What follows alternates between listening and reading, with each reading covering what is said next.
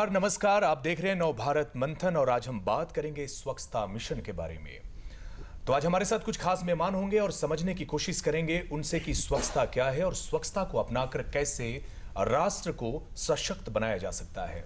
और इस मौके पर हमारे मेहमानों से रूबरू होने के लिए विभिन्न ग्रामीण इलाकों से आए कुछ लोग भी होंगे जो अपने आइडियाज देंगे और अपने मेहमानों से जानेंगे कि स्वच्छता को अपनाकर कैसे देश को सशक्त बनाए, समाज को उन्नत बनाए और उन्हें स्वस्थ बनाए।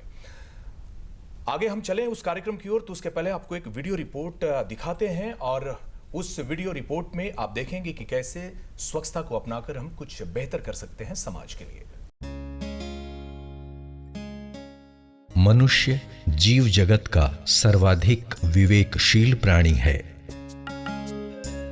सभ्यताओं के सोपान पर अग्रसर होते हुए मनुष्य ने विकास के कई मानक स्थापित किए हैं, लेकिन बुनियादी तौर पर मनुष्य की सोच, संगठन, प्रवृत्ति, परंपरा और संस्कृति ने उसे सबसे अलग पहचान दी है।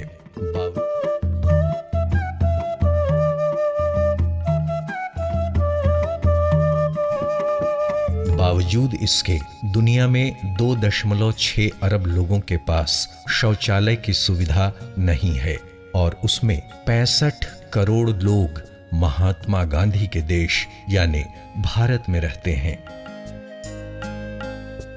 उस गांधी के देश में जिन्होंने शरीर सफाई, घर सफाई और ग्राम सफाई की हिमायत की, उस गांधी के देश में जिन्होंने सफाई के लिए पराश्रित न होकर खुद पर निर्भर रहने की हिमायत की, जिन्होंने मैला ढोने की प्रथा को अमानवीय समझा। भारत जैसे देश के लिए ये बड़ी चुनौती रही है। प्रयास भी किए गए, लेकिन दृष्टि, जागरूकता, संकल्प और प्रतिबद्धता के साथ जब राष्ट्रपिता महात्मा गांधी की जन्मतिथि के अवसर पर अब से 3 वर्ष पहले प्रधानमंत्री नरेंद्र मोदी ने 2014 में स्वच्छ भारत अभियान की शुरुआत की, तो ये जन आंदोलन का रुख अख्तियार कर लिया। अगर 125 करोड़ देशवासी तय कर लें कि मैं कभी गंदगी नहीं करूंगा, तो दुनिया की कौन सी ताकत है जो हमारे शहर गांव को आकर के गंदा कर सके। मिले देश को नई पहचान, जन जन ने ये लिया है ठान, 4 दिशा अब गूंज यही है, स्वच्छ भारत अभियान, स्वच्छ भारत अभियान। इस अभियान का लक्ष्य साल 2019 तक, यानी जब देश गांधी जी की 150वीं जयंती मना रहा होगा, हर गांव, शहर, कस्बे को साफ करने का है। पीने का साफ पानी, पक्के टॉयलेट और कचरा निपटाने की ठोस व्यवस्था करना है। खुले में शौच को जड़ मूल से खत्म करना हो या शहरों में मल, जल और कचरों का निस्तारण, नदियों की अजस्र प्रवाह हो या पर्यटन को बढ़ावा, स्वास्थ्य, सुरक्षा, निजता, सम्मान हो या धार्मिक परंपराएं, स्वच्छता जरूरी है। यही कारण है कि इस दिशा में वृहद योजनाएं तैयार की गईं। इस मद में अरबों रुपयों का बजटीय प्रावधान किए गए। गांव, कस्बों, पंचायत, ब्लॉक, जिला और राज्य के रास्ते पूरे देश को स्वच्छता के मुहिम के साथ जोड़ा गया। प्रधान सेवक ने खुद हाथों में झाड़ू उठाया। नेता, मंत्री, अधिकारी, खिलाड़ी से लेकर स्कूली बच्चे तक इस अभियान का हिस्सा बने। बावजूद इसके स्वच्छता अभी भी एक चुनौती है। गांव की अपनी समस्याएं हैं और शहरों में आम तौर पर स्वच्छता का मापदंड केवल और केवल घर की चारदीवारी तक सीमित है। घर का कूड़ा कचरा, गंदा पानी या अन्य अपशिष्ट सड़क, गली या नाली में फेंक कर लोग अपनी जिम्मेदारी से खुद को मुक्त मानते हैं। बाकी काम शासन, प्रशासन, नगर निगम या स्वयंसेवी संस्था के हाथों छोड़ देते हैं। देश में 95 करोड़ लोगों के पास मोबाइल फोन है, लेकिन शौचालय का उपयोग करने वालों की संख्या महज 40 करोड़ है। स्वच्छता की स्थिति आधुनिकीकरण को विस्तार देकर, शिक्षा के स्तर में सुधार लाकर, लोगों का जीवन स्तर ऊंचा उठाकर, धार्मिक एवं मानवीय पहलुओं को आधार बनाकर बेहतर बनाई जा सकती है। लेकिन हमें ये स्मरण रखना होगा, स्वच्छता एक मनोवृत्ति है, एक आदत है, और आदतें एक दिन में नहीं बनती। ये एक अनवरत प्रक्रिया है। इसलिए घर से समाज तक प्रत्येक स्तर पर स्वच्छता के दायित्व बोध को विकसित करने की जरूरत है। ध्यान रखना होगा कि स्वच्छता बरकरार रखना हमारा काम है और ये हमारे वर्तमान तथा भविष्य के लिए जरूरी है। ये तभी संभव है जब हम स्वच्छता के लिए मात्र शासन प्रशासन पर निर्भर न रहें, बल्कि अपने अंतर मन में स्वच्छता ही सेवा के भाव को पल्लवित, पुष्पित और विकसित करें। और आपने देखा इस रिपोर्ट में कि कैसे स्वच्छता को अपनाकर हम अपने देश को समृद्ध बना सकते हैं, अपने समाज को मजबूत बना सकते हैं। हमारे साथ खास मेहमान हैं पद्मश्री श्री अशोक भगत जी हैं, एक जाना पहचाना नाम झारखंड का, जिन्होंने सेवा के क्षेत्र में कई कीर्तिमान गढ़े हैं। श्री विरंची नारायण जी हैं, विधायक हैं, काफी ऊर्जावान हैं और बोकारो के अपने विधानसभा के इलाके में उन्होंने स्वच्छता मिशन पर कई काम किए हैं। AP सिंह जी पेयजल स्वच्छता के प्रधान सचिव हैं। श्री शैलेश कुमार जी हैं, शैलेश कुमार चौधरी जी उसरा पंचायत के मुखिया हैं। तो सबसे पहले चलेंगे पद्मश्री अशोक भगत जी के पास, उनसे बात करके समझने की कोशिश करेंगे। राष्ट्र की बात होती है, महात्मा गांधी जी ने भी कहा कि स्वच्छ समाज ही सशक्त राष्ट्र का निर्माण करता है। ऐसे में क्या लगता है इस अभियान को आप किस रूप में देखते हैं, क्या कुछ और करने की जरूरत है? देखिए, महात्मा गांधी जी ने तो इस अभियान की सार्थकता को निजी जीवन में प्रयोग किया जी। और इवन इतना उन्होंने कड़ाई से पालन किया कि कस्तूरबा को भी शौचालय साफ करने के लिए दबाव डाला जी। जिससे कई बार लोग कहते हैं कि जबरदस्ती क्यों करवाया उन्होंने महिलाओं पर। जी। लेकिन गांधी जी के साथ विडंबना ये थी कि गांधी जी की बात को उनके अनुयायियों ने, या उन्होंने राष्ट्र में पूरे राष्ट्रव्यापी स्तर पर जब वक्त आया उनकी बातों को इम्प्लीमेंट करने का, वो नहीं चल पाया। जी। और भारत जैसे गरीब देशों में स्वच्छता के बारे में बहुत वो सेंसिटिवनेस नहीं थी। केवल एक पूजा पाठ में हम पवित्र रहें, साफ सुथरा रहें, बस उतने तक था। और शौचालयों के बारे में तो बिल्कुल एकदम गंदे स्थान पर ही शौचालय करना है। जी। लेकिन धीरे धीरे सभ्य समाज में ये बात आने लगी थी कि किसी के घर को देखना है तो शौचालय ठीक है कि नहीं है। लेकिन एक पब्लिक कॉन्शसनेस, तो नरेंद्र मोदी जी के आने के बाद यहाँ हम जब बात करते हैं तो उन उपलब्धियों को आंकड़े में ले जाने के बाद बजाय जी। हम ये देखते हैं कि एक माइंड सेट चेंज हुआ। जी। और ये माइंड सेट की ही बात है। ये फिजिकल टारगेट और फिजिकल अचीवमेंट की कितने शौचालय बने कितने नहीं बने, जी। लेकिन आम जीवन में एक माइंड सेट आत्मसात करने की जरूरत है। हाँ, दिमाग बदलने की जरूरत थी और वो दिमाग काफ़ी कुछ मात्रा में बदलने लगा है जी। स्वास्थ्य के दृष्टि से। जी। और हम लोगों ने प्रारंभिक काल से ही अगर सही स्वस्थ रहना है तो शुद्ध पानी और शौचालय आदि ठीक होना, जी। ये अभियान चलाया था। तो एक देश में, जिसको आपने तो दावा नल और अग्नि की बात कही, वो नहीं है, देश में एक वैचारिक परिवर्तन जी। आने लगा है। जी। और बहुत तेज़ी से आने लगा है। हम तो कई बार देखते थे कई स्थानों पर कि नहीं पब्लिक प्लेसेस पर सफाई के बारे में उतना आग्रह था, जी। लेकिन अब तो काफ़ी इस पर सोच आई है। जी। और ख़ास तौर पर महिलाओं की, हम लोग जिस इलाके में रहते हैं, मान लीजिए तो जंगल है झारखंड में, लेकिन उत्तर प्रदेश में तो बारिश के दिनों में, बरसात में, इसको मुलायम सिंह ने भी सवाल उठाया था कि, लेकिन अभी एक मूवमेंट के रूप में, जो सामाजिक आंदोलन के रूप में प्रधानमंत्री जी ने इसको चलाया है। इसमें दो राय नहीं है। जी, यानी बुनियादी फर्क काफी कुछ सोच आया में है। सोच मूलतः सोच में ही आना है, जी, बाकी तो बिल्कुल, सोच में ही इम्प्लीमेंट होगा ही। बिल्कुल। और सबसे बड़ी बात है कि प्रधानमंत्री जी ने जब खुद झाड़ू उठाया तो पूरे देश की नज़र उन पे थी और वो कहीं ना कहीं वो अभियान धीरे धीरे लोगों ने आत्मसात करना शुरू कर दिया। अपने विधानसभा के बारे में कुछ बताएं, कैसे आपने वहाँ पर लोगों को जगाया आपने इस दिशा में आगे बढ़ने के लिए? देखिए, मैं बहुत धन्यवाद देता हूँ अपने प्रधानमंत्री जी का, जी जिन्होंने गांधी जी के बाद, जी गांधी जी की दुर्भाग्यपूर्ण हत्या के बाद जी जिन लोगों ने बागडोर संभाली वो गांधी जी को भूल गए और उनके स्वच्छता मिशन को भी भूल गए। जी गांधी जी के जाने के लगभग 70 साल बाद जी मोदी जी ने देश को जगाया और यह एहसास कराया कि स्वच्छता हमारे जीवन का आधार है जी और उस पर काम शुरू हुआ।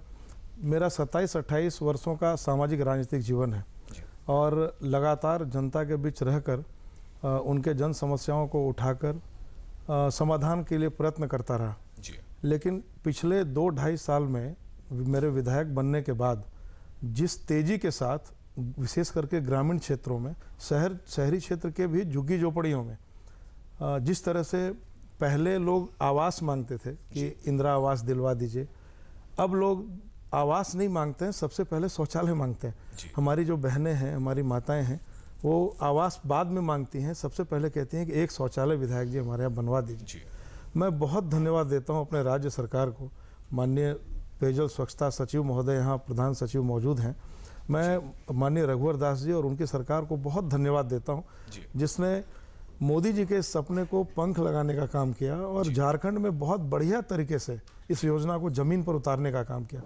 देखिए, हमारा जो क्षेत्र है बोकारो विधानसभा, वो 50% शहरी क्षेत्र है और 50% ग्रामीण क्षेत्र है। तो ग्रामीण क्षेत्र में योजनाएं स्वतः स्फूर्त लागू हो रही थी सरकार के प्रयास से, लेकिन जो हमारा शहरी क्षेत्र है, जो बीएसएल के ऊपर डिपेंडेंट है और वहाँ जो झुग्गी झोपड़ियाँ हैं, वहाँ पर हम शौचालय का निर्माण नहीं करा पा रहे थे।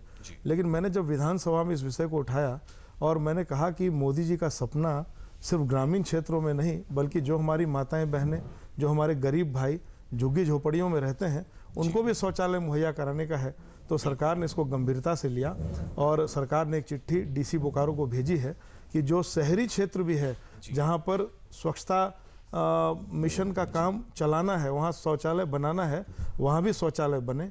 जो बीएसएल स्टील प्लांट का अधिग्रहित क्षेत्र है, जहां पर वो शौचालय निर्माण नहीं हो रहा था, सरकार ने स्पष्ट आदेश दिया है कि उन क्षेत्रों में भी शौचालय बने और आज काफ़ी तेज़ी से बहुत बड़ी संख्या में शौचालय का निर्माण होना प्रारंभ हो गया है।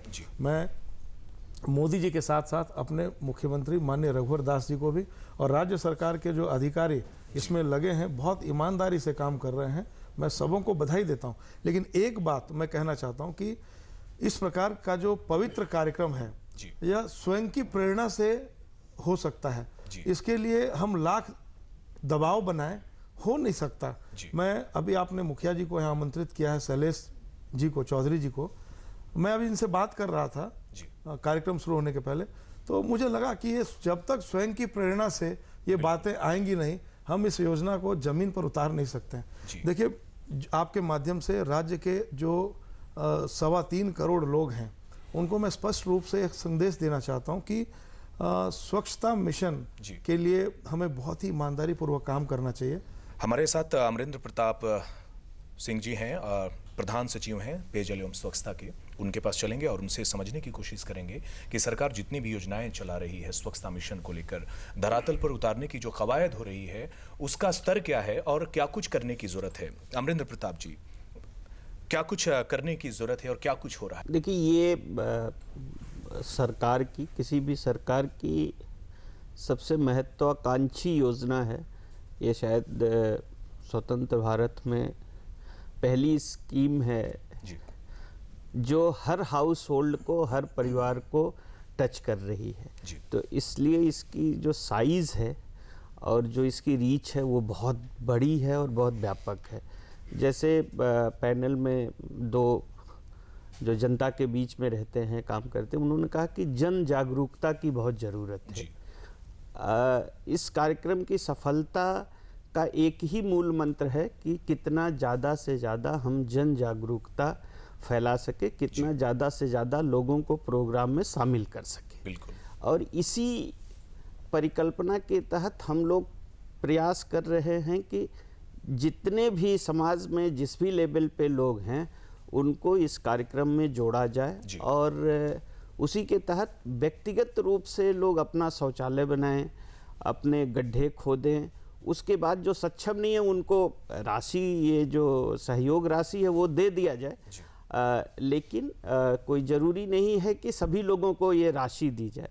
जो लोग सक्षम हैं वो अपने से बनाएं। यहाँ स्थिति ये है कि जिनके पास 4 व्हीलर है, जो अच्छा खासा तरीके से अपना जीवन यापन कर सकते हैं, इनकम टैक्स पे करते हैं, बहुत सारे ऐसे लोग थे जिसके घरों में भी शौचालय की सुविधा नहीं थी। तो मैंने जन जागरूकता का अभाव इस लेवल तक था, लेकिन अब ये कार्यक्रम में ये चीज़ें काफ़ी दूर हुई हैं और इसका परिणाम ये है कि गत जो अब तीसरा वर्षगांठ इस प्रोग्राम का होने जाने वाला है, 2 अक्टूबर को 3 वर्ष पूरे हो जाएंगे। पहले वर्ष 14-15 में तो हम लोग उतना तेज़ी नहीं ला पाए थे, लेकिन 15-16, 16-17 और अभी जो स्थिति है इसमें हम लोगों ने काफ़ी तेज़ी के साथ लोगों से जुड़ने का काम किया। और अभी जो झारखंड का आच्छादन है, जो 2011 के सेंसस में देश में हम सबसे नीचे थे, अभी हम काफ़ी ऊपर आ गए और राष्ट्रीय औसत जो 66 का है उसके मुकाबले हम लोग अभी 60% को क्रॉस कर गए हैं। और इस वित्तीय वर्ष की समाप्ति होते होते राज्य के कम से कम 10 जिले, 3 जिला ऑलरेडी हमारा ODF हो गया, 10 जिले और कम से कम 2500 पंचायतें और 18 से 20,000 गाँव ODF हो जाएंगे। अभी हमारा करीब 10,000 गाँव। एक मुखिया है जो कि काफी अच्छे मुखिया माने गए और कई अवार्ड इन्हें मिले हैं। विरंची नारायण है, विधायक हैं और साथ ही साथ दर्शक भी हैं। कुछ ऐसे लोग भी हैं जिन्होंने समाज में अच्छा काम किया है, उनके पास भी चलेंगे। लेकिन उसके पहले हमारे बीच जो मुखिया हैं शैलेश कुमार जी, जो कि उसरा पंचायत के मुखिया हैं, उनसे बात करेंगे, समझने की कोशिश करेंगे। शैलेश जी, बड़ी बात होती है जब किसी जनप्रतिनिधि को कुछ बेहतर करने के एवज में उसे पुरस्कार मिले और सम्मान मिले।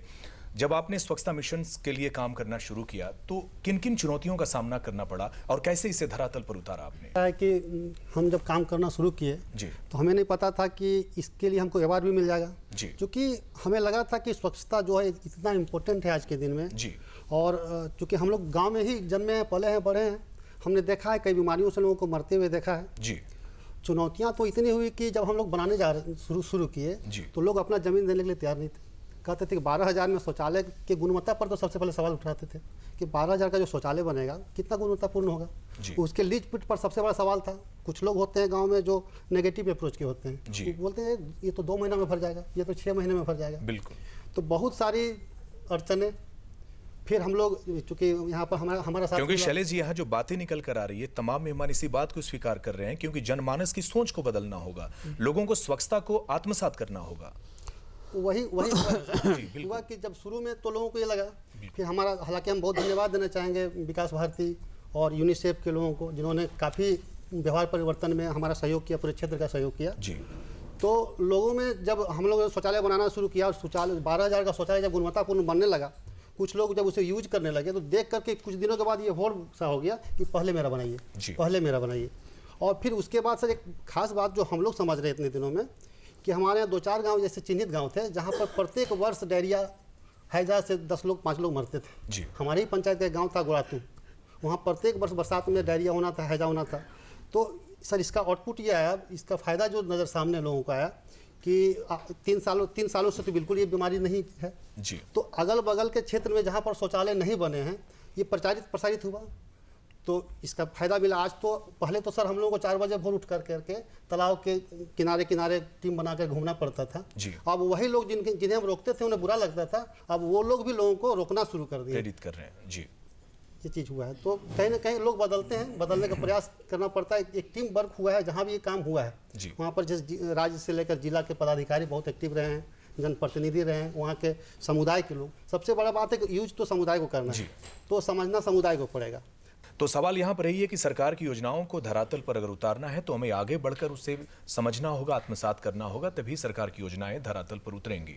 तो हम चाहेंगे कि हमारे बीच जो दर्शक हैं, जो हमारे बीच जो ग्रामीण इलाकों से, शहरी इलाकों से जो लोग आए हैं, जिन्होंने बेहतर काम किए हैं, आपके सामने वो लोग हैं जिनके कंधों पर दारोमदार है इस स्वच्छता मिशन को धरातल पर उतारने की। मेरा प्रश्न माननीय अमरेंद्र प्रताप सिंह जी से है। जी। इन्होंने बोला कि 2 अक्टूबर 2017 तक राजधानी रांची को ओडीएफ घोषित करने का लक्ष्य हम लोग निर्धारित किए हैं। जी। आज के एक स्थानीय समाचार पत्र में पूरा तस्वीर छपा है। मैं जानना चाहूँगा कि इन चुनौतियों से आप कैसे निपटेंगे। ऐसा है कि इस प्रोग्राम के 2 हिस्से हैं। मैं जो हिस्सा देखता हूँ वो ग्रामीण क्षेत्र का हिस्सा है। तो शहरी क्षेत्र के हिस्से को मैं इस स्टूडियो में कई बार लोगों को रिक्वेस्ट किया कि जब ऐसे प्रोग्राम करें तो उसमें शहरी विकास के लोगों को ज़रूर बुलाएं या मेयर को बुलाएं, क्योंकि शहरी विकास जो शहरी क्षेत्र के हैं उसके बारे में मुझे ज़्यादा आइडिया नहीं रहती, ना मैं उसको मॉनिटर करता हूँ ना देखता हूँ। लेकिन जो निर्धारित लक्ष्य है 2 अक्टूबर 17 को खाली धनबाद और रांची जी 2 ऐसे नगर निकाय हैं जिनके जो अपने लक्ष्य से पीछे चल रहे थे, जो अभी तक बातें स्पष्ट हुई हैं विभिन्न बैठकों में कि वो लोग भी अपने लक्ष्य को उससे पहले पूरा कर लेंगे। और इसमें हुआ क्या कि इस प्रोग्राम में शुरू में लोगों को पैसे ट्रांसफ़र कर दिए गए पब्लिक के अकाउंट्स में जी।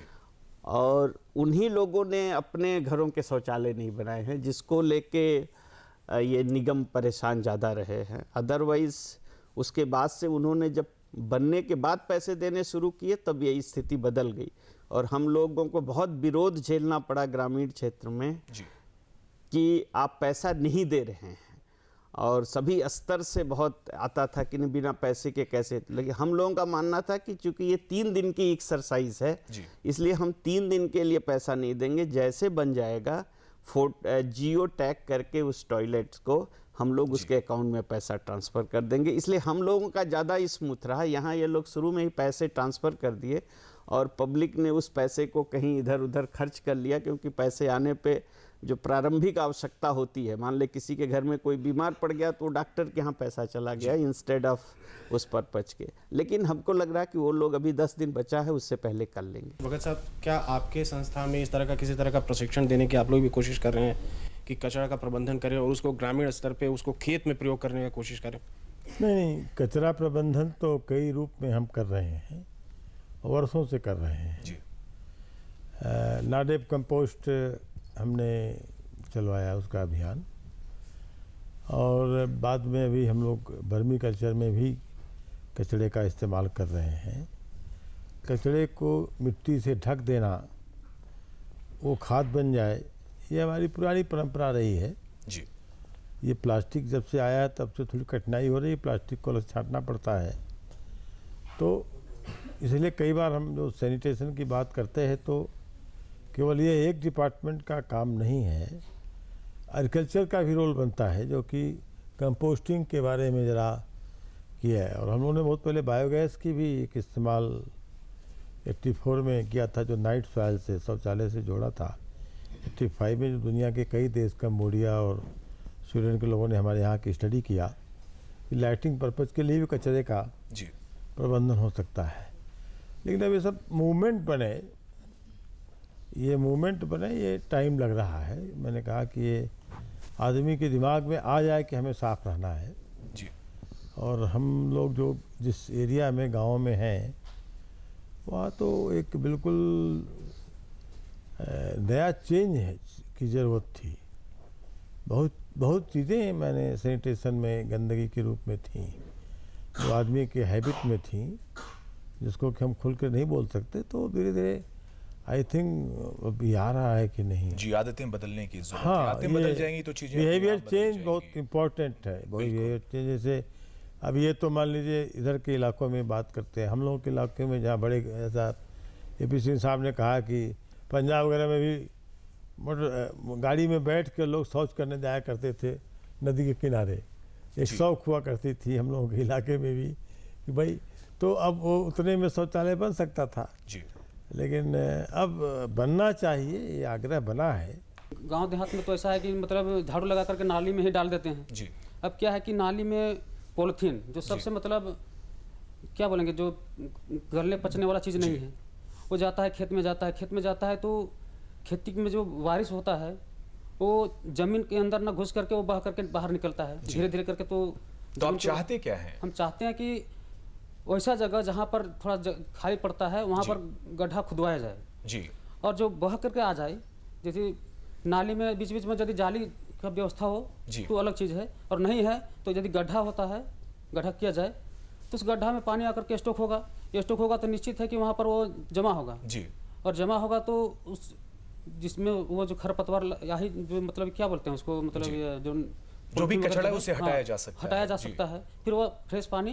कहना चाह रहा हूँ कि यह जो अभी स्वच्छ भारत मिशन का जो कार्यक्रम चल रहा है, खास करके ग्रामीण क्षेत्र में, गांव में जो अभी मवेशी रहते हैं, मवेशी हम लोग जो गोबर हो या तो उनसे जो कूड़ा कचरा रहता है उसको हम लोग रोड या कहीं पर ऐसे रख देते हैं। जो अभी भगत जी ने नाडेप टैंक के जो बात कह रहे थे, हम चाह रहे हैं कि जिस तरह से नाडेप टैंक का भी जो बनने का जो काम हो रहा है या आपका शौचालय का जो काम चल रहा है, यह भी नाडेप टैंक अगर युद्ध स्तर पर इसको किया जाए तो ग्रामीण क्षेत्र में हमको लगता है वो भी कम हो जाएगी जी। उसके मुख्यतः 3 कंपोनेंट है। पहला कंपोनेंट पे अभी सबसे ज़्यादा काम हो रहा है जी। वो जो है कि सभी घरों में शौचालय की सुविधा मुहैया करा दिया जाए ताकि लोगों को जो बाहर जाने की प्रवृत्ति है वो बंद हो। क्योंकि भारत में जो सामुदायिक शौचालय की परिकल्पनाएं शुरू की गई थी वो सफल नहीं हुई, क्योंकि लोग बहुत इंडिविजुअल होते हैं। सामाजिक चीज़ों पे जो सामाजिक स्ट्रक्चर्स होते हैं उस पे उतना ध्यान नहीं दिया जाता क्योंकि वो व्यक्तिगत नहीं रहता है। तो उसी के नाते ये व्यक्तिगत शौचालय को सबसे ज़्यादा प्रमुखता दिया गया कि पहले फेज में इस काम को किया जाए। और ये बहुत ही कैपिटल इंटेंसिव वर्क है। पूरे देश में जो आपने फिल्म दिखाया, करीब 10 करोड़ से ज़्यादा शौचालय बनाने थे और जिसके लिए करीब 1.5 लाख करोड़ धनराशि की ज़रूरत थी, जो एक बहुत बड़ी धनराशि होती है एक कम समय के लिए। तो राज्य सरकारों के और भारत सरकार के संसाधनों के अनुरूप सबसे पहले इसे प्राथमिकता दिया गया कि कम से कम पहली हैबिट फार्मिंग हो जाए। दूसरा जो है कि सॉलिड लिक्विड वेस्ट मैनेजमेंट को गांव तक पहुंचाया जाए। गांव की एक बड़ी रिच परंपरा रही है। जैसा मुखिया जी खुद कह रहे थे कि उनके यहाँ गोबर और इसको फेंक देते हैं। जितना मैं गांव देखा हूँ, मैं भी गांव से बिलोंग करता हूँ, तो हम लोगों के घरों पे भी गड्ढे होते थे, गोबर रखने के गड्ढे होते थे। जितना कचरा निकलता था उसको उठा के ले जाके उसमें डाल दिया जाता था, गोबर सहित। पर डे का वो सफाई अभियान होता था और जब वो भर जाता था तो ऊपर से मिट्टी डाल दी जाती थी और वो 3-4 महीने में पक्का मैच्योर हो जाता था। यानी कि देसी पद्धति से भी ये काम वो करके काम अभी तो इमीडिएट करके और खेत में जो है कि मैन्योर के रूप में उसको पहले बहुत इंटेंसिव यूज किया जाता था। आंकड़ा है कि 45% से ज़्यादा ऐसी आबादी है इस देश की जिसके पास अपना रहने का घर नहीं है। मैंने एक प्रयोग किया बोकारो में अपने विधानसभा क्षेत्र में, प्रधान सचिव महोदय को बताना चाहता हूँ। मैंने अपने विधायक मत से 15 लाख रुपए दिए जिसमें 16 शौचालय बने, 8 शौचालय महिलाओं के लिए, 8 पुरुषों के लिए। और उसमें हमने इस प्रकार का सिस्टम बनवाया जिससे 50 पैसा लीटर पानी लोग खरीद के वो मिनरल वाटर पी सकें, स्वच्छ पानी, स्वच्छ जल। उस पैसे से वो 16 शौचालय मेंटेन हो रहा है, उसकी साफ सफाई हो रही है, बिजली, एक जनरेटर चल रहा है, बिजली भी जल रही है और उसके आउटलेट से जो कंपोस्ट जो खाद बन रहा है उसको हम लोग मुफ्त वितरित कर रहे हैं। तो मेरा आपसे आग्रह है कि इंडिविजुअल शौचालय बने, लेकिन सामुदायिक शौचालय जहाँ झुग्गी झोपड़ी है, जहाँ लोगों के पास अपना घर ही नहीं है, तो शौचालय बनाएंगे कहाँ? तो वैसे लोगों के लिए भी निश्चित रूप से हमको चिंतित रहना चाहिए और चिंतन करके सामुदायिक शौचालय पे भी हमारा ध्यान रखना चाहिए। मैंने इन लोगों ने सवाल किया तो मैं भी इनको एक टास्क दे रहा हूँ। जी बिल्कुल।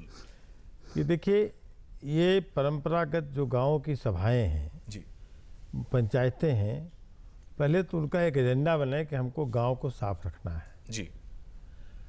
चर्चा हो कि कहाँ कहाँ गंदगी है, उस गंदगी को कैसे हम ढक सकते हैं, कंपोस्ट कर सकते हैं, पानी कहाँ निकाल सकते हैं। मुझे लगता है कि पहले ज़माने में हम करते थे, जी। अब हम सब कुछ सरकार पर अवलंबित रहेंगे, विधायक जी पर अवलंबित रहेंगे जी। तो नहीं होगा। अब तो मुखिया जी लोगों को पावर भी है, कुछ कुछ उनके पास राशि भी है, तो सशक्त हुआ तो है। वो एक पावर्टी को सफाई का एजेंडा गांव-गांव में बन जाए, जी। ये एक जरूरत है। मेरा एक अपील था। बिल्कुल बाबा, और इस सवाल का जवाब मुखिया जी से ही ले लेते हैं, शैलेश कुमार से। सर देखिए, जो कार्यक्रम चलता है सरकार द्वारा स्वच्छता का जो कार्यक्रम चलाया जा रहा है जी, तो वो जनता के लिए, आम आदमी के लिए चलाया जा रहा है। बिल्कुल। तो आम आदमी को समझना होगा पहले। आम आदमी समझेगा तो योजना धरातल पर बहुत सही ढंग से उतर पाएंगे। बिल्कुल। जैसे कचरा प्रबंधन की जो बातें हैं, कचरा प्रबंधन के लिए अभी हमारे सेक्रेटरी सर ने कहा कि जो परंपरागत व्यवस्था है हम उसको तो दुरुस्त करें। जैसे कि हम लोग किसान परिवार से ही आते हैं। हमारे यहाँ एक व्यवस्था है, हमने खुद किया है, अभी हमने किया है कि एक गड्ढा बना करके पहले उसमें 3 फीट के लगभग गोबर को डाल दीजिए, फिर जो कचरा आ रहा है उसको डालिए, जो प्लास्टिक को छोड़ करके जो कचरा खाद बन सकता है, फिर ऊपर से गोबर दीजिए। तो कहीं ना कहीं ये काम तो गांव में हो रहा है, लेकिन सारे लोग नहीं कर रहे हैं। तो सारे लोग ये काम को करें। जिस तरह हमने शौचालय को लेकर के व्यवहार परिवर्तन करने का प्रयास किया है, तो पहला प्रयास तो ये होना चाहिए कि हम लोग खुद, क्योंकि काम हमको करना है, सरकार के सेक्रेटरी सर नहीं करेंगे, डीसी सर जाके नहीं करेंगे, करना है गांव को। तो गांव को करना है तो गांव को समझना पड़ेगा कि स्वच्छता हमारे लिए क्यों जरूरी है, और ये कचरा प्रबंधन करेंगे। जो कचरा हमारे तो लोगों के सोच को अपने गांव में कैसे बदला शैलेश जी? लगातार उसके लिए जिद पर अड़ना पड़ता है। हमको लगता है जब हमने काम शुरू किया था सर, तो बिल्कुल अकेला सा महसूस करता था, क्योंकि कई कुरीतियां तो पहले से गांव में रही होंगी। उसके पक्ष में काफी उनके पास मजबूत पक्ष भी होता है। जैसे एक व्यक्ति से मैंने कहा, भाई आप खुले में शौच मत जाइए, ये बुरा बात है। तो बोले कि नहीं, हमको तो आदत है, हमको तो प्रैक्टिस हो जाता है, 4 किलोमीटर हम चलते हैं तो खुल करके होता है, मेरा अपना व्यायाम भी हो जाता है। फिर मैंने उनसे कहा कि भाई आप एक काम करिए, अगर 4 किलोमीटर चलना तो स्वास्थ्य के लिए लाभदायक है, तो 2 किलोमीटर आइए और फिर वापस जाकर शौचालय में चले जाइए। जी। तो कहीं ना कहीं उनके पास बहुत सारा तर्क होता है अपने पक्ष में। तो मोटिवेशन बहुत ज़रूरी है, ग्रामीण क्षेत्र में मोटिवेशन बहुत ज़रूरी है। होगा तो लोग बदलेंगे और सरकार को बहुत आसानी हो जाएगी, क्योंकि कुछ काम हम खुद कर लेंगे, कुछ सरकार से उसका लाभ ले लेंगे, तो सरकार को बहुत उसका आसानी हो जाएगी। और जो हम खुद से करेंगे तो बेहतर करेंगे। चलिए, यानी जन जागरूकता तो जरूरी है ही। एक चीज़ हमने उसमें महसूस किया है कि जब शौचालय की शुरुआत में हम लोग बनाना शुरू किए थे, तो समुदाय के लोग जिनके यहाँ शौचालय बनाते थे, उनके यहाँ वो शौचालय बन रहा है या नहीं बन रहा है वो देखने भी नहीं जाते थे जी। उसका असर ये हुआ कि गुणवत्ता में कुछ कहीं कहीं कमी रह गई। लेकिन जो लोग शौचालय खुद से खड़ा होकर के बनवाए, उनका शौचालय बहुत गुणवत्तापूर्ण बना। तो समुदाय को अगर ये समझ ले कि ये काम मेरे लिए जरूरी है, तो बहुत आसान होता है काम करना। चलिए, बेहद आसान होता है अगर आम लोग अपने जीवन में इस चीज़ को समझ ले कि ये सारी योजनाएं स्वच्छता के जो आयाम है, जो बातें होती है, उनके लिए हो रही है, तो चीज़ें बिल्कुल साफ हो जाती है, ठीक भी हो जाती हैं समाज में। मेरा नाम सुनीता कच्छप, ग्राम पंचायत जयपुर की मुखिया हूँ और प्रखंड कांके जिला रांची। और हमारे यहाँ पंचायत में जैसे कचरा निपटाने की विधि मैंने लोगों को जागरूक किए कि जैसे गड्ढा खोद के उसमें कचरा को डलवा के उसके बाद उसको ये जलवा देते हैं जी।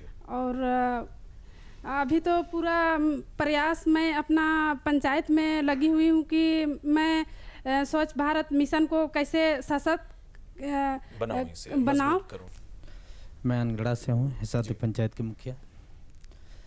जब मैं मुखिया बना तो सबसे पहले मैं पीएचडी विभाग से मैंने संपर्क किया, डिवीज़न से, और मैं पिछला मार्च में मैंने शौचालय का निर्माण शुरू किया और अभी तक मैं 688 शौचालय निर्माण कर चुके हैं, और जिसमें कि मेरे पंचायत में मात्र और 45 बचे हुए हैं। लेकिन ये उसके बावजूद भी जो गांव में जाते हैं, उसे और बेहतर करने का क्या आइडियाज़ है? क्योंकि आपके सामने जो लोग हैं वो बेहतर तरीके से काम करने की जिम्मेवारी इनके कंधे पर है, वो कुछ आइडिया दीजिए आप। तो मैं अभी अंतिम गांव में जब जाते हैं, शौचालय की उपयोगिता की बात करते हैं, तो सबसे बड़ी समस्या उभर के आती है जी कि पानी की समस्या। तो अभी तो किसी तरह हम लोगों को समझा लेते हैं कि भाई पानी तो अभी बरसात का सीज़न है, पानी तो अवेलेबल है, अगल बगल मिल जाता है, लेकिन आने वाला समय में अगर पानी की व्यवस्था ना की जाए तो शौचालय का उपयोगिता कम हो जाएगी जी। तो इसीलिए पानी की भी अहम भूमिका है। चलिए, पानी को लेकर आइडिया है कि स्वच्छता मिशन से इसे कैसे हाँ। जोड़ा जाए। और कोई अगर कुछ आइडिया देना चाहे, आपके सुझाव क्या है इस अभियान को बेहतर बनाने के लिए? क्या आइडिया है आपके? मेरा नाम पंचम प्रेम किस्वट्टा है जी। नगरी प्रखंड के नारो पंचायत मुखिया हूँ। सर, जब स्वच्छता की बात हो रही है तो क्या केवल शौचालय की बात ना हो, बल्कि ये जैसे पानी की भी बात हो या सफाई की भी बात होनी चाहिए। बात उसी की हो रही है। जी, बिल्कुल। तो जैसे पानी है सर कि बरसात के दिन में या अन्य दिनों में ही चापाकल या अन्य जगहों में बहती रहती है, तो उसके लिए सुख्ता गड्ढा का प्रबंधन करना चाहिए। और जगह जगह पर ये सुख्ता गड्ढा जैसे ही बड़ा बड़ा गड्ढा बनाना चाहिए, जैसे कि पानी का जो लेयर है जो दिनों दिन कम होते जा रही है उसका भी ये है वो बना रहे। और साथ ही सर सफाई के लिए तो अभी गांव घर में थोड़ा सा जागरूकता की कमी है सर। अभी पिछले सप्ताह हम लोग सफाई अभियान चला रहे थे, तो गांव के बहुत कम ही लोग आए। उनका सोच है कि ये मुखिया का काम है या वार्ड लोगों का काम है, ऐसा गांव लोगों का सोचना है। इसको हमको सबको को मिल के, अधिकारी हो या जनप्रतिनिधि हो या जिला के जो भी अधिकारी हो या सरकार के द्वारा जो भी प्रतिनिधि हैं, उनके द्वारा एक अभियान चलाना चाहिए कि ये आपके लिए ज़रूरी है, ये सरकार के लिए नहीं बल्कि ये आपके लिए ज़रूरी है। सर सफाई की जरूरी है, आप साफ सफाई रहेगी तभी आपकी स्वास्थ्य अच्छी रहेगी। बिल्कुल बिल्कुल आपने सही कहा कि जी थोड़ा सा हाँ जी बोलिए। और जैसे शौचालय की बात होती है सर, जैसे हमने नारो पंचायत में 916 शौचालय बनाए सर, लेकिन कभी कभी ये दुख होती है कि हम लोग तो समझाते हैं लेकिन कुछ लोग ऐसे लोग हैं जो मानने के लिए तैयार नहीं होते हैं। तो पिछले दिनों सर हम लोग देखे पेपर में कि कहीं कहीं जो शहरी एरिया है उसमें पुलिस प्रशासन द्वारा जो लोग को पकड़ के जुर्माना किया जा रहा है, उससे गांव में भी थोड़ा बहुत प्रभाव पड़ रहा है कि नहीं अब तो पुलिस पकड़ रही है। तो गांव में भी मेरे हिसाब से एक संदेश जा रहा है गांव में भी कि इसके प्रति कैसे लोग जागरूक हों। आपके इस सवाल का जवाब आपके भी चाहे मुखिया से भी ले लेते हैं कि उन्होंने इस अभियान को कैसे गांव में पहुंचाया, और खासकर यहाँ पर जो विधायक जी हैं विरंची नारायण जी, उनसे जान लेते हैं, क्योंकि जनप्रतिनिधि के रूप में आपकी बात पूरी तरह से समझ गए हम लोग कि जो आइडिया है वो आइडिया कैसे जो है स्वच्छता के रूप में सामने आ जाए। विरंची जी, सवाल इनका बहुत ही वाजिब है और काफ़ी आइडिया इन्होंने दिया कि कैसे और बेहतर किया जा सकता है। आप क्या कहेंगे? देखिए, मैं जो उन्होंने कहा है उस बात से सहमत हूँ कि आज भी जागरूकता का अभाव है और उसे लाना है जी। मेरी जिज्ञासा थी, मैं एक सलाह भी देना चाहता हूँ प्रधान सचिव महोदय को। परसों मैं एक विद्यालय में गया था और वहाँ के प्रधानाचार्य ने कहा मुझे कि मैंने पूछा शौचालय है कहाँ है, पानी है नहीं है। मैंने कहा ठीक है चलो हम एक डीप बोरिंग करा देते हैं विधायक मत से। तो मैंने डीप बोरिंग करा दिया, पानी का समस्या 15-20 दिन में सोल्व हो जाएगा। अब उन्होंने एक नया सवाल किया कि बच्चों से तो हम शौचालय साफ नहीं करा सकते, मेरे पास शौचालय साफ करने के लिए कोई व्यक्ति वैसा है नहीं, और एक शौचालय साफ करने के लिए किसी एक सफाई कर्मी को रखा भी नहीं जा सकता। तो क्या सरकार इस पर ध्यान देने के लिए विचार रखती है कि विकास भारती या कोई सामाजिक संगठन इसमें आ गया है जिसको सरकार मदद करे, मोबाइल वैन मुहैया कराए और मोबाइल वैन के माध्यम से मोबाइल सफाई कर्मी उपलब्ध कराए, ताकि एक दिन में कम से कम 10, 12, 15 विद्यालयों में कम से कम जो सरकारी प्राथमिक विद्यालय है, मध्य विद्यालय है, वहाँ वो सफाई करता हुआ चला जाए। अगर मुझे मोदी जी के सपने को साकार करना है, अगर स्वच्छ भारत मिशन को सफल करना है, तो सिर्फ व्यक्तिगत घर नहीं बल्कि जो सामुदायिक शौचालय है अथवा जो विद्यालय हैं, जो स्कूल हैं, प्राथमिक शाला है, वहाँ भी हमें निश्चित रूप से प्लानिंग करके ध्यान देना पड़ेगा, तभी योजना सफल होगी। मैं जवाब चाहता हूँ एपी सिंह साहब से, क्या सरकार इस पर विचार करती है? 2-3 इशू उठे, हम क्लब करके उसको एक साथ बताना चाहेंगे। पहले तो जो माननीय विधायक जी का प्रश्न है कि एक्चुअली अभी ये प्रोग्राम काफ़ी सभी विभागों के जिम्मे चला गया है, तो सब लोग अपने अपने काम को करते रहते हैं। एडुकेशन देखता है, इसका अर्बन का अर्बन देखते हैं, रूरल का हम लोग देखते हैं, लेकिन चूँकि सरकार में रहने के नाते सारी जानकारी जनरल ज़रूर रहती है सभी लोगों को। तो स्कूलों में शौचालय बन गए और उसमें काफ़ी काम हो रहा। पानी की जो समस्या थी उसके लिए अभी 600 करोड़ रुपए की योजना सैंक्शन हो रही है। बहुत जगह हम लोगों ने हैंड वॉशिंग यूनिट और करीब 10,000 में अभी हो गया है। 14वें वित्त आयोग से हम लोगों ने हैंड वॉशिंग यूनिट के लिए अनुरोध पत्र सभी मुखियाज को भेज दिया है और वो लोग काम कर रहे हैं। रामगढ़ ज़िले में लगभग सभी जगह हैंड वॉशिंग यूनिट्स अधिष्ठापित हो गई हैं और हर स्कूल में एक सोलर बेस्ड वाटर सप्लाई, एक टैंक रख के ताकि टॉयलेट तक पानी की सुविधा हो जाए, ये इसके लिए 600 करोड़ रुपए राज्य सरकार ने सैंक्शन किया है और अगले 3 वर्ष में वो बाकी जितने बचे खुचे स्कूल हैं वो सबको आच्छादित कर लिया जाएगा। जी। स्कूलों की स्थिति बहुत अच्छी नहीं थी। पिछले 2 साल में राज्य सरकार ने उसमें काफ़ी काम किया। फर्नीचर लगभग 60% स्कूलों में पहुंच गए, बिजली करीब 70% स्कूलों में पहुंच गई और पोर्टेबल वाटर, पानी तो था लेकिन जिसे पोर्टेबल वाटर कहेंगे कि ऊपर से टैप के थ्रू, वो भी अगले 2 साल में लगभग सभी यानी कि स्कूलों सर में विधायक पहुंच जी ने जाएंगे। जो बातें कही यहाँ पे कि जो सफाई की बात है, जो शौचालय बने हैं विद्यालयों में, वहाँ पर भी काम हो रहा है कहीं ना कहीं विभाग नहीं, इस काम दिशा में काफ़ी मैसिव हो रहा है। लेकिन ये है कि मैं एक चीज़, जितने लोग बैठे हैं और जो माननीय अशोक भगत जी ने कहा कि भाई समाज की जो जिम्मेदारी है और खाली सरकार पे देख के बात, जो मुखिया जी लोग हैं उनसे भी लग रहा है कि वो भी खाली सरकार की तरफ देख रहे हैं, जबकि आपको अपने आइडियाज़ को जनरेट करना है। मेरे घर का शौचालय कौन साफ करता है? मतलब लोगों को हो सकता है कि मेरे घर कोई स्वीपर आता होगा, आप जाके पता कर लीजिए कोई नहीं आता। हम पति पत्नी अपने घर का शौचालय साफ करते हैं, हमारे घर में कोई स्वीपर नहीं आता है, कोई जाके कभी भी पता कर सकता है। तो इसीलिए स्कूल में जब हम लोग भी पढ़ते थे तब तो शौचालय की व्यवस्था नहीं थी स्कूल में, प्राइमरी स्कूल में, लेकिन वहाँ पे ना जो सफाई होती थी, गोबर लेके लिपा जाता था, वो भी हम ही लोग स्टूडेंट लोग करते स्वाध्याय थे। का काम। तो स्कूल के शौचालय को साफ करने के लिए मैन पावर डिप्लॉयमेंट करना एक क्राइम के समतुल्य होगा अगर शिक्षक और छात्र अपने शौचालय को साफ नहीं कर सकते हैं। और वो फिर समाज को क्या देंगे? तब तो वो पैरासाइट पैदा हो रहे हैं, ना कि सामाजिक कर्णधार पैदा हो रहे हैं। चलिए, अपनी जिम्मेवारी तो बनती ही है समाज की। चलिए बात को आगे बढ़ाएंगे। जी जी बाबा बोलिए। कहा, लेकिन अभी मुझे सुखद आश्चर्य हुआ कि हमारे राज्य के मुख्यमंत्री ने शिक्षकों के सम्मेलन में कहा कि बच्चों से झाड़ू लगवाइए ताकि पसीना निकले। जी, ये कुछ वर्षों में एक अनावश्यक फोबिया बना दी गई कि बच्चों से काम नहीं कराना। एक परंपरा तो रही थी, कभी गुरुकुल की परंपरा थी, इस जिसमें परंपरा को तोड़ना होगा और थोड़ा सबको इसमें लगना लेकिन सरकारी आदेश आया है कि झाड़ू लगाइए लेकिन शौचालय साफ नहीं कराइए। जी ये आराधना पटनायक से बात करते हैं, लेकिन शौचालय साफ बच्चों से नहीं कराइए। हम अपना अनुभव साझा करना चाहेंगे। चलिए इस पर भी आएंगे, लेकिन आपको बता दें कि हम जिस विषय पर बात कर रहे हैं वो स्वच्छता से जुड़ा विषय है और बात कर रहे हैं हम लोग नव भारत मंथन में। इस खास विषय पर हमारे साथ खास मेहमान हैं और ग्रामीण इलाकों से आए पंचायत के जनप्रतिनिधि हैं और ग्रामीण भी हैं। बात आगे बढ़े उससे पहले हम आपको सुनवाते हैं उन लोगों की बातें जो स्वच्छता के विषय पर अपनी क्या सोच रखते हैं, क्या कुछ कहना है उनका। ही आपको बाद हाथ धोना चाहिए। सफाई ही एक ऐसा चीज़ है जो मनुष्य के विकास के सर्वांगीण विकास में के लिए महत्वपूर्ण है। साफ सफाई देखते हैं, बच्चा लोग अगर गंदा सा आया तो लोग का हाथ होता अच्छा से धुला देते हैं, चेहरा सबको साफ कर देते हैं।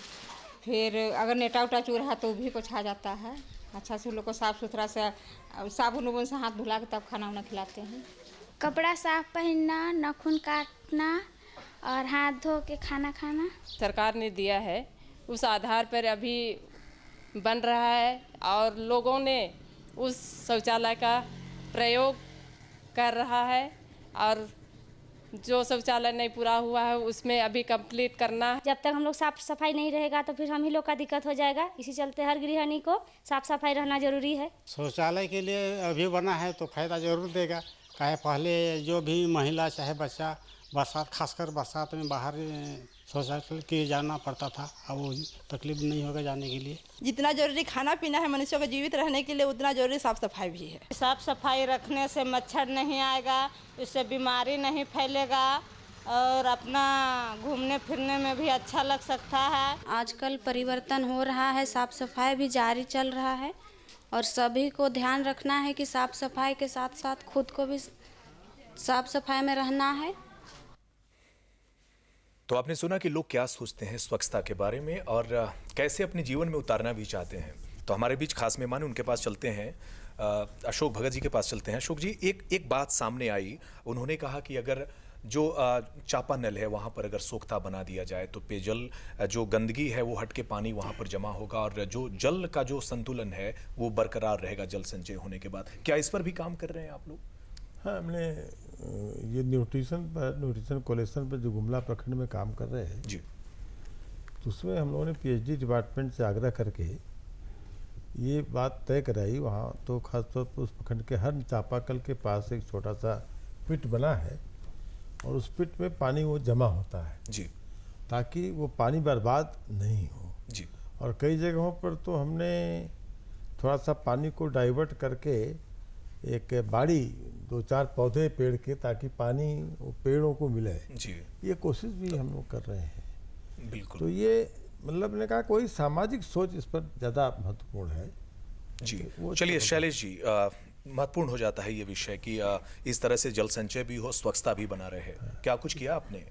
सर ऐसा है कि जैसे कि हम लोगों ने, हमारी जो स्वच्छता की टीम है, ऐसे 4-5 सोखते गए जैसे चापानलों के पानी, तो उससे 1 से 2 कार्य, एक तो स्वच्छता अधिष्ठापन हो रहा है और दूसरा जल संरक्षण का काम हो रहा है। कल भी हमारा एक बहुत बड़ा कार्यक्रम है जी। हमारा पंचायत भवन है और बाकी जो 3-4 जगह चिन्हित जगह हैं, उन जगहों पर हम लोग श्रमदान के द्वारा, और हमने अब कल से अर्थदान है, श्रमदान और अर्थदान, 1 रुपया 2 रुपया, क्योंकि सर हम लोग दान इसलिए लेना चाहते हैं ताकि उसमें लोगों की रुचि बढ़े। बिल्कुल। क्योंकि उसमें सीमेंट की आवश्यकता है, उनका इमोशन भी उस अभियान से जुड़े, उसमें ईंट की आवश्यकता है।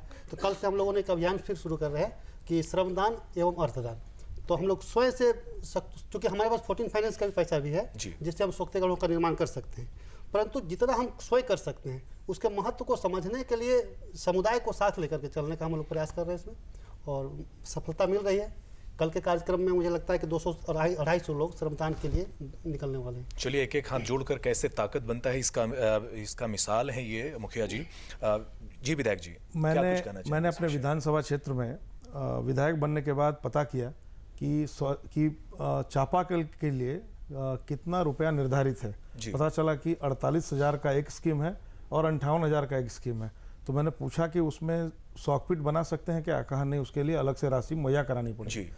मैं आपको विश्वास दिलाता हूं और आप पता भी कर लीजिए, 300 से ज़्यादा चापाकल मैंने विधायक मत से बोकारो में लगाए हैं अपने विधानसभा क्षेत्र में, और एक भी ऐसा चापाकल नहीं है जिसमें सॉकपिट नहीं डाला। तो हमारा स्कीम जो 58,000 का था, मैंने डीसी साहब से बात करके, डीडीसी साहब से बात करके उसे 64,000 करवाया और 6,000 रुपया सॉकपिट वहाँ बनवाया। एक एक बूंद का संचय हो रहा है। और मैंने एक और काम किया, मैं आपसे भी आग्रह करता हूँ कि जो यहाँ आप सब जनप्रतिनिधि हैं, कि जहाँ भी सरकारी योजना से चापाकल लग रहा है या डीप बोरिंग हो रही है, हर गांव में 2-4 सक्षम लोग जरूर हैं। आप हर चापाकल का एक पालक बना दें। होता यह है कि अगर एक वासर 50 रुपए का कट जाए तो हम साल भर इंतजार करते हैं कि पीएचडी के लोग आएंगे तो हमारा चापाकल बनाएंगे, और उस साल भर वो आते नहीं हैं और हमारा पाइप भी सड़ जाता है। मैं आपसे आग्रह करता हूं कि हर मुखिया जहां भी चापाकल है, एक सक्षम व्यक्ति को उसका पालक बनाए ताकि वो उसका केयर करे। क्योंकि देखिए सरकार की योजना है, अशोक भगत जी ने कहा, प्रधान सचिव जी ने कहा कि सब लोग, हम लोग सिर्फ सरकार की तरफ देखते हैं। सरकार ने एक बार पैसा लगा दिया, लेकिन हमारी भी जवाबदेही है। अगर हम एक पालक बना दें, मैंने अपने 300 चापाकल में 300 पालक बनाए हैं, और आज स्थिति यह है कि 300 के 300 चापाकल अगर ड्राई नहीं हुए वो चल रहे हैं, तो इसका बहुत बड़ा लाभ है। जी बिल्कुल बिल्कुल, इसका ख्याल रख के हम अपने चापानल को बिल्कुल मजबूत रख सकते हैं, क्योंकि हम किसी के सहारे रहें लेकिन इतना भी नहीं कि फिर हमें बिल्कुल बेसहारा बनना पड़ जाए। अमरेंद्र प्रताप जी, क्या कुछ कहना चाहेंगे? फाइनल कमेंट आपका चाहिए इस पे, जो चीज़ें सामने आई, या ये जो यहाँ पर जल संचय की बात हुई स्वच्छता को लेकर।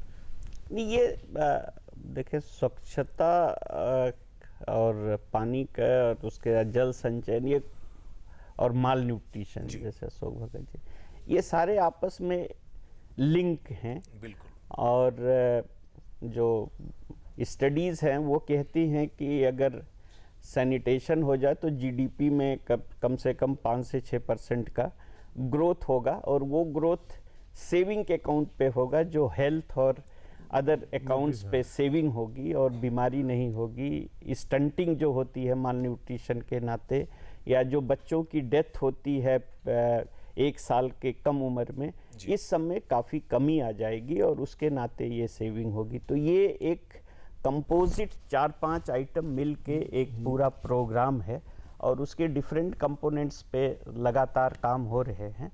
और चूँकि हिंदुस्तान बहुत बड़ा देश है और बहुत बड़े कैपिटल की ज़रूरत होती है, इसलिए कंपोजिट तरीके से एक एक करके ही इशू को एड्रेस किया जा सकता है। लेकिन अगर जन सहभागिता, जैसे हम फिर कहेंगे कि आ जाए और जो संसाधन आजकल पंचायतों के पास हैं, अगर उसका उपयोग और एक प्लान बना के वो, जैसा शैलेश मुखिया जी ने कहा, अगर करने लगें तो शायद मोर देन 60% इशूज पंचायत के लेवल पे रिजॉल्व हो सकते हैं।